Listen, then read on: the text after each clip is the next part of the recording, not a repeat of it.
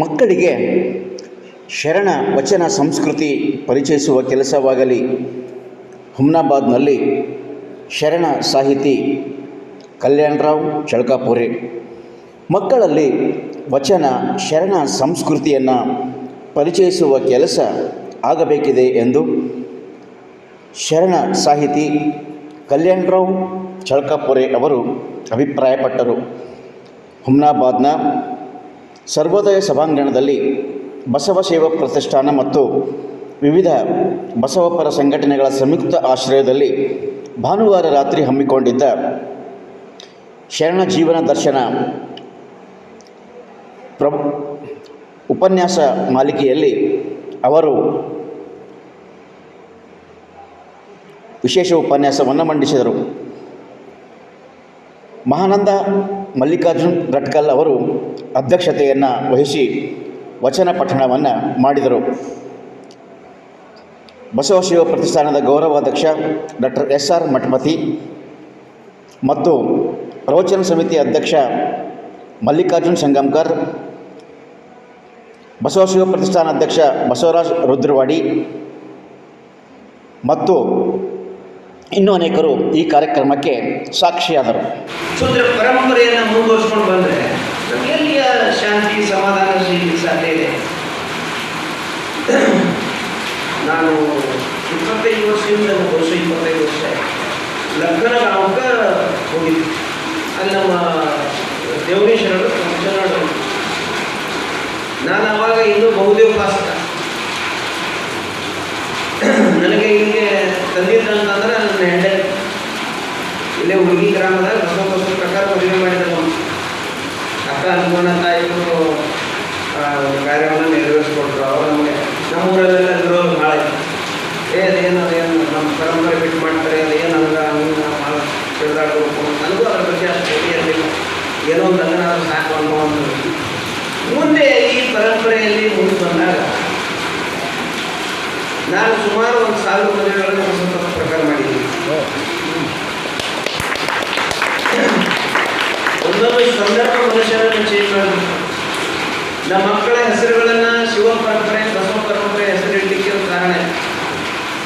ಒಂದು ಮಕ್ಕಳು ಒಂದು ಹೆಣ್ಮಗು ಆಯ್ತು ಮಾಡ್ಕೊಂಡು ಅದೇನು ಜವಳು ತೆಗಿಬೇಕಾದ್ರೆ 9 ದೇವರುಗಳಿಗೆಲ್ಲ ಹರಕೆ ಮಾಡಿರ್ತಾರೆ. ನಾನು ಮಾಡಿಲ್ಲ, ನಮ್ಮ ತಾಯಿಯಿಂದ ಮಾಡಿರ್ತಾರೆ. ಹಿರಿಯ ಇದು ಇರ್ತಾರೆ.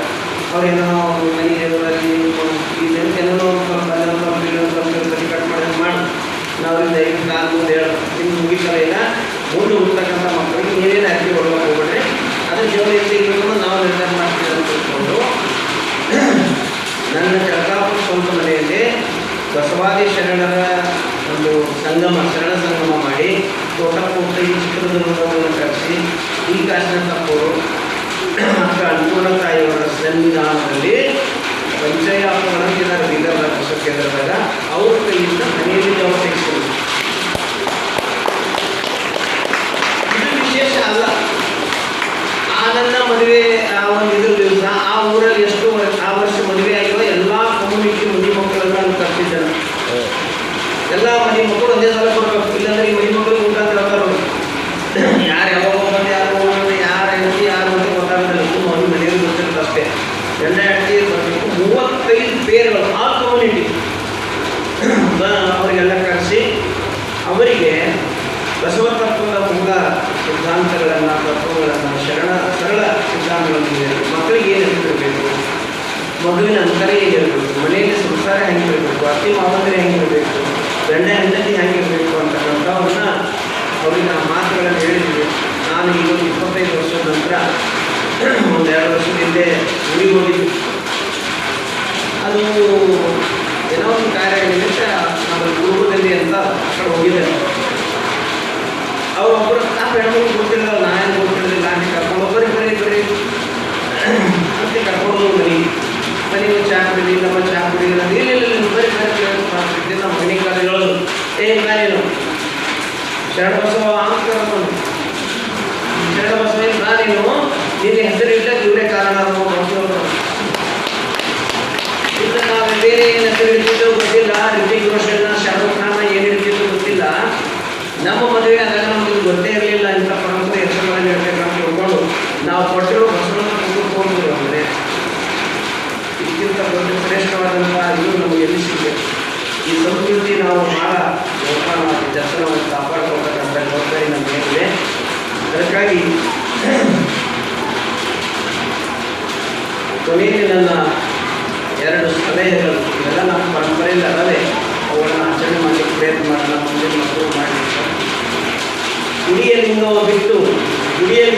ಶರಣೆಂಬ ವೃತ್ತಿಭ್ರಷ್ಟರ ಏನೆಂಬೆನೆಯ ಕಲಿದೇವರ ದೇವ ಅಂತಕ್ಕಂಥ ಒಂದು ಸರಳ ಮಾತನ್ನು ಭಾಳ ಬೈದು ಸಿಟ್ಟಿನಿಂದ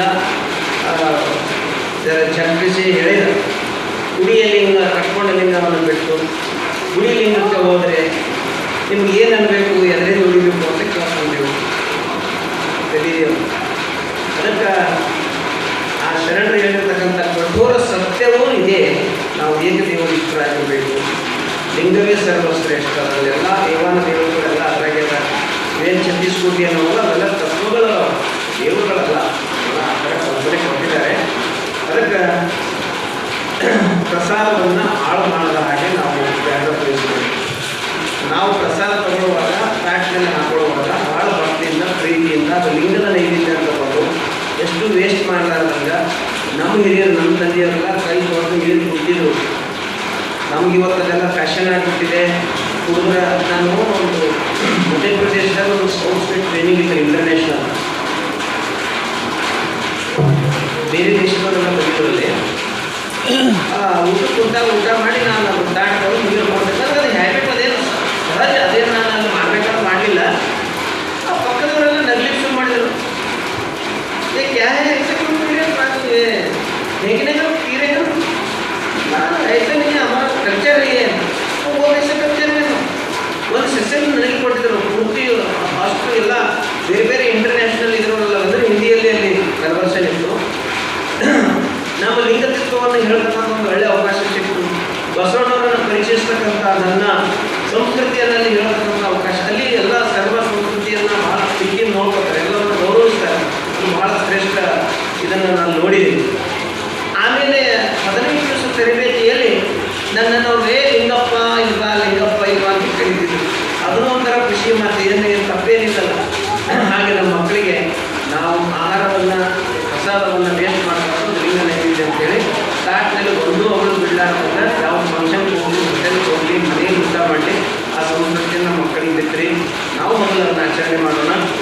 ಆಮೇಲೆ ಇನ್ನೊಂದು ನಾನು ಇದರಲ್ಲಿ ಒಂದು 6 ತಿಂಗಳಲ್ಲಿ ಒಂದು ಪುಸ್ತಕ ಸಂತೆ ಅಂತ ಒಂದು ಕಾರ್ಯಕ್ರಮ ಆಯಿತು. ಪುಸ್ತಕ ಸಂತೆ ಅಂತ ಕನ್ನಡ ಸಾಹಿತ್ಯ ಪರಿಷತ್ತು ನಾವೆಲ್ಲ ಅದರಲ್ಲಿ ಸಕ್ರಿಯರಾಗಿ ಕೆಲಸ ಮಾಡಿದ್ವಿ. ಒಬ್ಬರು ಒಂದಾದ್ರೂ ಪುಸ್ತಕ ತೊಗೋಬೇಕು ಅಂದ್ರೆ ಒಂದು ಪುಸ್ತಕ ತೊಗೊಂಡಾಗ ಅದು ಓದಿದ್ದು ನಾನು ಇಲ್ಲಿ ಹೇಳ್ತಾ ಇದ್ದೆ. ನಾವು ಯಾವುದೇ ಸಭೆ ಹೋದಾಗ ಯಾವುದೇ ಸಭೆ ಇರ್ಬೋದು, ಮೊದಲು ಮುಂದಿನಿಂದ ಹಿಂದೆ ನೋಡ್ಕೊಂಡು ಹೋಗ್ಬೇಕು. ಇದನ್ನು ನಾವು ಕಲಿಬೇಕು. ಒಂದನೇದು ಚಪ್ಪಲಿ ಪ್ರವೇಶ ಇದ್ದರೆ ಚಪ್ಪಲಿ ಹಾಕೊಂಡು ಬನ್ನಿ, ಇಲ್ಲ ಅಂದರೆ ಹೊರಗೆ ಎಲ್ಲಂದ್ರೆ ಬಿಟ್ಟು ಬರಬೇಡ್ರಿ. ಸಾಲಾಗಿರೋದು ಪ್ರಾಕ್ಟೀಸ್ ಮಾಡಬೇಕು ನಾವು. ಮುಂದೆ ಮಕ್ಕಳು ಅದನ್ನೇ ಕಲಿತಾರೆ. ನಮ್ಮ ಮಿಲಿನಿಯಂ ಸ್ಕೂಲ್ದಾಗ ನಮ್ಮ ಮಕ್ಕಳು ಓದ್ತಾ ಇದ್ರು. ಪ್ಯಾರೆಂಟ್ಸ್ ಮೀಟಿಂಗ್ ಇತ್ತು, ಸೈನ್ ಮಾಡ್ಕೊಳಕ್ಕೆ ಬಂದ. ಅವ್ರು ಬಂದಿಲ್ಲ ಹೋದ ಮನೆ ಅಂತ ನಾನು ಬಿಟ್ಟಿದ್ದೀನಿ, ಮಕ್ಕಳು ಸೈನ್ ಮಾಡ್ಕೊಂಡು ಇಲ್ಲ ಅವ್ರನ್ನ ಸೈನ್ ಮಾಡ್ಕೊಬಲ್ಲ. ಪ್ಯಾರೆಂಟ್ಸ್ ಮೀಟಿಂಗ್ ನೀನೇ ಬರಬೇಕು ಅಂದವ. ಯಾಕೆ ಹೋದ್ರು? ಎಲ್ಲ ಪಾಪ ಲಾಸ್ಟ್ ಟೈಮ್ ಬಂದಿರು, ನನ್ನ ಭಾಳ ಇನ್ಸಲ್ಟ್ ಆಗಿದೆ, ಈ ಸಲ ಬೇಡ. ಯಾಕಂದ್ರೆ ಏನಾಗ್ಯದಂದ್ರೆ ಅಲ್ಲಿ ನಮ್ಮ ಎಲ್ಲ ಪ್ಯಾರೆಂಟ್ಸ್ಗಳು ಸರಿಯಾಗಿ ಚಪ್ಪಲಿ ಬಿಟ್ಟಿದ್ರು. ನೀವು ಚಪ್ಪಲಿ ಆಟ ತಿಂಡ ಬಿಟ್ಟು ಬಂದಿರಿ, ನಿಮ್ಮ ಮಕ್ಕಳು ಕಲ್ಚರ್ ನಾನು ಬೈಲತ್ತಾರಲ್ಲ, ನೀವು ಬರಬೇಡ. ಮಕ್ಕಳು ಎಷ್ಟು ಚಂದ ಅಬ್ಸರ್ವ್ ಮಾಡ್ತಾರನ್ನು ಲೆಕ್ಕ ಹಾಕ್ಬೇಕು. ನಮ್ಮ ಸಂಸ್ಕೃತಿ ಹೊರಗೆ ಯಾರು ನೋಡ್ತಾರೆ, ಇದು ಲಿಂಗಾಯತರ ಸಂಗತಿ ಇದ್ದಿರ್ಬೇಕು. ಯಾಕಂದ್ರೆ ಚಪ್ಪಲಿ ಚಂದ ಲಿಂಗಾಯತರ ಇಡ್ತಾರೆ ಅನ್ನೋ ಸಂಸ್ಕೃತಿ ನಮ್ಮ ಮಕ್ಕಳಿಗೆ ಬೆಳೆಸ್ಬೇಕಾಗಿದೆ. ಸಭೆಯಲ್ಲಿ ಬಂದಾಗ ಮನುಷ್ಯನ ಮನಸ್ಸು ಮೂಲ್ಯ ಕೊಡೋದು, ಯಾಕಂದ್ರೆ ಕುರ್ಚಿ ಹಾಕೊಂಡು ಕೊಡೋದು, ಮನುಷ್ಯನ ನಿಮ್ಮ ಮನಸ್ಸಿದ್ರೆ ಬಂದು ಕೂಡಿದ್ರೆ ಹೊರಗೋಗ್ಬೇಡ. ಆದರೆ ಸಭಾ ಒಂದು ಇದರಲ್ಲಿ ಮುಂದಿನ ಇದನ್ನು ತುಂಬಿಸುವಂತ ಹೋಗ್ಬೇಕು. ಇದನ್ನು ಆ ಸಂಸ್ಕೃತಿಯನ್ನು ನಾವು ಸಾಧ್ಯದಷ್ಟು ಬೆಳೆಸ್ಕೊಳ್ಳೋದು. ನಮ್ಮ ಮನೆಯಲ್ಲಿ ಎಂಥ ಸಣ್ಣ ಪುಟ್ಟ ಏನೇ ಅಂದರೆ ಈಗ ಅಕ್ಕಂದ್ರೆ ಏನೋ ಒಂದು ಪ್ರಾರ್ಥನೆ ಮಾಡಿದ್ರೆ ನಮ್ಗೆ ಇಷ್ಟು ಪ್ರಾರ್ಥನೆ ಸಾಕು.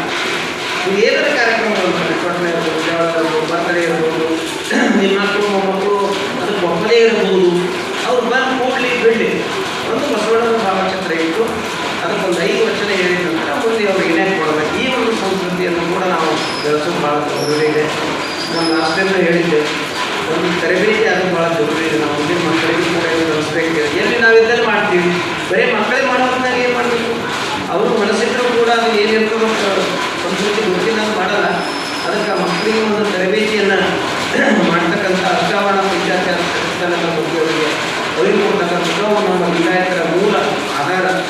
ಅದಕ್ಕಾಗಿ ಅವುಗಳನ್ನು ಕೂಡ, ಯಾಕಂದರೆ ಈ ಹುಮನಾಬಾದಲ್ಲಿ ಇರೋದು ಯಾಕೆ ಜರುರಿ ಅಂದರೆ ಇಲ್ಲಿ ರಿಸೋರ್ಸ್ ಪರ್ಸನ್ ಹೊರಗಿನ ಥರ ಅವಶ್ಯಕತೆ ಇಲ್ಲ. ಬೇಕಾದಷ್ಟು ಅರ್ಥವರು ದೊಡ್ಡವರು ಎಲ್ಲ ಇದ್ದೀರಿ. ನಾವು ಗಣಪತಿ ಸರ್ ಯಾವಾಗ ಮಾತಾಡ್ತೀವಿ ರಾತ್ರಿ 12-1 ಗಂಟೆ ನಮಗೆ ಟೈಮ್ ಇಲ್ಲ, ಯಾರಿಲ್ಲ ಗೊತ್ತಿಲ್ಲ. ಆ ಮಾತು ಯಾರಾದ್ರೂ ರಿಕಾರ್ಡ್ ಮಾಡಿ ಕೇಳಿದ್ರೆ ಇಬ್ಬರು ಹುಚ್ಚರಾದ್ರೆ ಗೊತ್ತಿಲ್ಲ. ಬರೀ ವಚನಗಳ ಮಾತು, ನಮ್ಮ ಸಂಸ್ಕೃತಿಯ ಮಾತು, ನಡೆನುಡಿಗಳ ಮಾತು, ಮಕ್ಕಳ ಸಂಸ್ಕೃತಿಯ ಮಾತು, ಏನೇನು ಪರಿವರ್ತನೆ ಆಗ್ತಾ ಇದೆ, ಏನು ಬದಲಾವಣೆ ಆಗ್ತಾ ಇದೆ, ಬಸವಾದಿ ಶರಣರ ಜೀವನವನ್ನು ಇದರ ಬಗ್ಗೆ ಕುರಿತು ನಾವು ಮಾತಾಡೋದನ್ನು ಮಕ್ಕಳಿಗೆ ಆ ಒಂದು ಕೆಲವು ಅಂಶಗಳನ್ನು ಹೇಳ್ತಕ್ಕಂಥ ಪ್ರಯತ್ನ ಮಾಡಬೇಕು. ಒಳ್ಳೆಯ ಹೆಸರುಗಳಲ್ಲಿ ವಾರಕ್ಕೊಮ್ಮೆ ಕೌಟುಂಬಿಕ ಒಂದು ಪ್ರಸಾದ ಸೇವನೆ ಆದಂಥ ಒಂದು ಪ್ರಯತ್ನವನ್ನು ನಾವು ಏನಾದರೂ ಮಾಡಬೇಕು. ಸಾಧ್ಯ ಆದಷ್ಟು ಎಲ್ಲ ಮಕ್ಕಳಿಗೆ ವಾರಕ್ಕೊಂದ್ಸರಿ ಆದರೂ ಎಲ್ಲರೂ ಜನರ ಮೇಲೆ ಕೂತ್ಕೊಂಡು ಊಟ ಮಾಡ್ತಕ್ಕಂಥ ಒಂದು ಸಂಸ್ಕೃತಿಯನ್ನು ನಾವು ಎತ್ಕೊಂಡು ಹೋದರೆ ನಮ್ಮ ಮನೆತನಗಳನ್ನು ಸಂಸ್ಕೃತಿ ಸ್ವಲ್ಪ ಈಗ ನಾವು ಊಟ ಮಾಡಿ ಕೈ ತೊಳ್ಕೊಂಡು ಊಟ ಮಾಡೋದು ಮಕ್ಕಳು ಎಲ್ಲೋ ಅವೆಲ್ಲ ಕಾಲೇಜಾಗ ಇರ್ತಾರೆ, ನಾವೆಲ್ಲ ಇರ್ತೀವಿ, ನೋಡೋ ಅವಕಾಶವೂ ಇಲ್ಲ. ಅದಕ್ಕಾಗಿ ವಾರಕ್ಕೊಂದಾದರೂ ತಿಂಗಳಿಗೊಂದಾದರೂ ಅಟ್ಲೀಸ್ಟ್ ಒಂದು ಲಿಂಗ ಭಜನೆ ನಾವು ಈ ಶ್ರಾವಣದಲ್ಲಿ ಪ್ರತಿ ವರ್ಷ ಒಂದು ಕಡೆ ನಾನು ಪ್ರವಚನ ಇರುತ್ತೆ, ನಾನು ಫಿಕ್ಸ್ ಮಾಡ್ಕೊಂಡು ಈ ವರ್ಷ ಮಾಡ್ಕೊಂಡಿಲ್ಲ. ಈ ವರ್ಷ ನಾನು ಮಾಡಿರೋದು ಏನು ಅಂತಂದರೆ, ಲಿಂಗಾಯತರು ಇರ್ತಾರೆ, ಆದರೆ ಲಿಂಗ ತತ್ವರಿಗೆ ಅಷ್ಟು ಗೊತ್ತಿರೋದು, ಏನೋ ಮಾಡ್ತಾ ಇರ್ತಾರೆ. ಪಕ್ಕದ ಮನೆಯಲ್ಲೇ ಇರ್ತದೆ ಪ್ರವಚನ ಅಂತ ಬರೋಲ್ಲ, ಅವರು ಏನೋ ಮಾಡ್ತಾ ಇರ್ತಾರೆ ಅಂತ ಹೋಗ್ತಿರ್ತಾರೆ. ಅಂಥವ್ರ ಮನೆಗಳಿಗೆ ಹೋಗಿ ಒಂದು ರಿಕ್ವೆಸ್ಟ್ ಮಾಡ್ತೀನಿ ಅವರಿಗೆ, ಏನಂದರೆ ನಾಳೆ ಮುಂಜಾನೆ ಚಹಾ ಕುಡಿಲಿಕ್ಕೆ ನಿಮ್ಮ ಮನೆಗೆ ಬರ್ತೀನಿ. ಬರೀ ಸರ್ ಅದೇ ಹೋಗೋರಿಗೆ ಕರಿತೇವೆ, ನೀವು ಬರ್ತೇವೆ ಅಂತ ಬರೀ. ಅದು ಒಂದು ಕಂಡೀಷನ್ ಏನು, ನಾವು ಬರೋದ್ರೊಳಗೆ ನೀವೆಲ್ಲ ಸ್ನಾನ ಮಾಡಿರ್ಬೇಕು, ಮಂದಿ ಎಲ್ಲ ಸ್ನಾನ ಮಾಡಿರ್ಬೇಕು. ನನ್ನ ಜೊತೆಗೆ 5 ನಿಮಿಷ ಕೂಡಬೇಕು, ಕೈಯಲ್ಲಿ ಲಿಂಗ ಹೇಳ್ಕೊಂಡು ಕೂಡಬೇಕು. ಲಿಂಗ ಪೂಜೆ ನಂತರ ನೀವೇನು ಚಹಾ ಕಾಫಿ ಕುಡಿದ್ರೆ ಕುಡಿತೀನಿ, ನಮ್ಮ ಮನೆಗೆ ನಾವು ಬರ್ತೀವಿ. 5 ವಚನ ಹೇಳ್ತೀನಿ ಬನ್ನಿ. ಈ ವರ್ಷ ಈ ಕೆಲಸ ಶುರು ಮಾಡಿ. ಅದು ಸರಿ ನಾವು ತಪ್ಪು ಏನಾದರೂ ಆಗ್ತದೆ ನನ್ನ ಕೈಲಾದ ಮಟ್ಟಿಗೆ ಈ ರೀತಿಯ ಮಕ್ಕಳಲ್ಲಿ ನಾವು ಇದ್ದಿದ್ರೆ ಮುಂದೆ ಯಾವ ಇದು ಅಂತ ಅಂತ ಕೊರತೆ ಗೊತ್ತಿಲ್ಲ. ಅದಕ್ಕೆ ಒಳ್ಳೆಯ ಕೆಲಸವನ್ನು ನಮ್ಮ ಸಂಸ್ಕೃತಿಯನ್ನು ಮುಂದುವರಿಸ್ಕೊಂಡು ಹೋಗಲಿಕ್ಕೆ, ಯಾಕಂತಂದ್ರೆ ನಮ್ಮಲ್ಲಿ ಹೇಳ್ತಿದ್ದರು ನಾಮಸ್ಮರಣೆಗಳೇ ಇರ್ತವೆ. ಅವನ ಅವತಾರಗಳು ಆಗ್ಬೋದು, ಹಿಂಗೆ ಅವ್ರಿಗೆ ನಾಶ ಮಾಡ್ತಿದ್ವಿ, ನಾಶ ಮಾಡ ಹಿಂಗೆಲ್ಲ ಹೇಳ್ತಿದ್ರು. ನಮ್ಮಲ್ಲಿ ನಾಶ ಮಾಡಿದ್ರೆ ಅವರಿಂದ ಎಲ್ಲ ಬಿತ್ತಿ ಬೆಳೆಯುವಂಥದ್ದು, ಶ್ರೇಷ್ಠತೆಯನ್ನು ಬಿಡ್ತಕ್ಕಂಥದ್ದು. ಅಲ್ಲಿ ಎಂದಿಗೂ ಕೂಡ ಮಾನವ ಉದ್ಧಾರ ಆಗ್ತಕ್ಕಂಥ ನಿಮ್ಮ ಭಯವನ್ನು ಹುಟ್ಟಿಸೋದು. ನೀವು ಮಾಡಿದ್ರೆ ನಿನಗೂ ಕೊಲ್ತಾನೆ, ನಿನಗೂ ಹೊಡಿತಾನೆ, ನಿನಗೂ ಹೊಡಿತಾನೆ, ಶಾಪ ಆಗ್ತಾರೆ, ಕಾಡ್ತಾರೆ ಅಂತಕ್ಕಂಥದ್ದನ್ನೇ ಹೇಳ್ಕೊಂಡು ಬರ್ತಿದ್ರೆ ನೀನು ಏಕದೇವನಿಷ್ಠನಾಗು, ಭಕ್ತಿ ಉಳ್ಳವನಾಗು, ಹಿರಿಯರಿಗೆ ಗೌರವ ಕೊಡುವಂಥವನು ನಮಗೆಲ್ಲ ಹೇಳಿಲ್ಲ. ಅಂಥದ್ದೇನಾದರೂ ನಾವು ನೋಡ್ತೀವಿ ಅಂತಂದರೆ ಬಸ್ ಸಂಸ್ಕೃತಿ ನೋಡ್ತೀವಿ.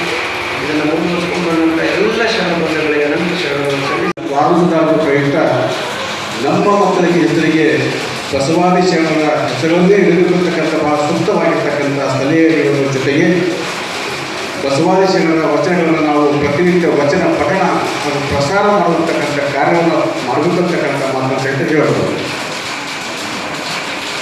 ಕಲ್ಯಾಣ ಚಳಕಪ್ಪನವರು ಅನೇಕ ಕಡೆ ಹೋಗಿ ಪ್ರವಚನ ಅನುಭವ ನೀಡಿದ್ದಾರೆ. ಈ ವರ್ಷದ ವಿಶೇಷವಾಗಿರ್ತಕ್ಕಂತಹ ವಿಶಿಷ್ಟವಾದಂಥ ಒಂದು ಕಾರ್ಯವನ್ನು ಮಾಡಿದರೆ ಆ ಕಾರ್ಯವನ್ನು ಕೇಳಿದರೆ ನಿಜವಾಗ್ಲೂ ಬಹಳಷ್ಟು ಸಂತೋಷ ಆಗಿರ್ತಕ್ಕಂಥ ಮಾತುಗಳಿಗೆ ಹೆಚ್ಚಿನ ಪಟ್ಟೇನೆ.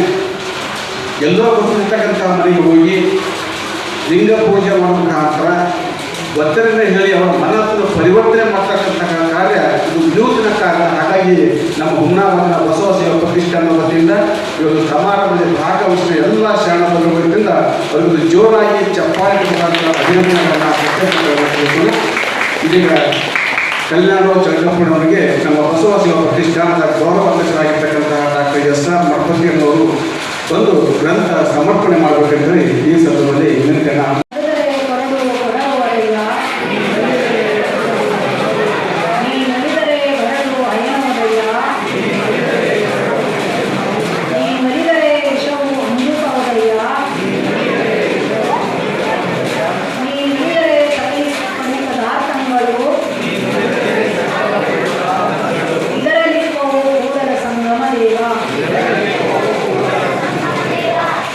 ಸಂಗಮ ದೇವ